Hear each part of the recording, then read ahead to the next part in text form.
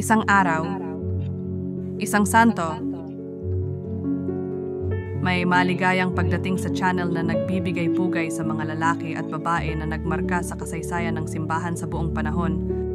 Ngayon, 19 ng Hulyo, ipinagdiriwang natin si San Simaco, Papa. Kamusta? Si San Simaco ay ipinanganak sa Sardinia at naging ika-51 na Papa ng Simbahang Katoliko mula noong 498 hanggang 514. Sa kanyang pagiging Papa, hinarap niya ang maraming hamon, kabilang na ang schism na dulot ng kanyang pagkapili bilang Papa na tinutulan ng ilan at nagdulot ng pagkakaroon ng isang antipapa, si Laurentius. Hindi hiduan na ito ay nagdulot ng malalim na pagkakahati sa simbahan at naging sanhi ng labanan sa loob ng mga Kristiyano. Sa kabila ng mga hamong ito, si San Simaco ay nagpatuloy sa kanyang mga tungkulin bilang pinuno ng simbahan. Siya ay nagtaguyod ng mga reforma sa simbahan at nagbigay ng malaking tulong sa mga mahihirap. Siya rin ay nakilala sa pagtatag ng mga simbahan at pagpapalaganap ng pananampalatayang Kristiyano.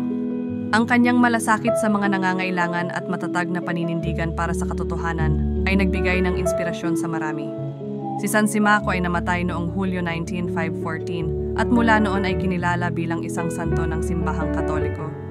Narito ang isang panalangin para kay San Simaco.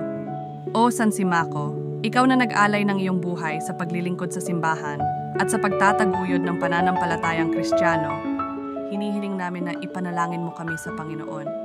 Ipagkaloob mo sa amin ang tapang na harapin ang mga hamon sa aming buhay ng may pananampalataya at katatagan. Tulungan mo kaming maging matatag sa aming mga paninindigan para sa katotohanan at katarungan, at tulungan mo kaming maging malasakit sa mga nangangailangan. Naway ang iyong halimbawa ng kabanalan at dedikasyon ay magbigay inspirasyon sa amin upang tahakin ang landas ng kabanalan. San Simaco, ipanalangin mo kami at gabayan kami sa aming espiritual na paglalakbay. Amen.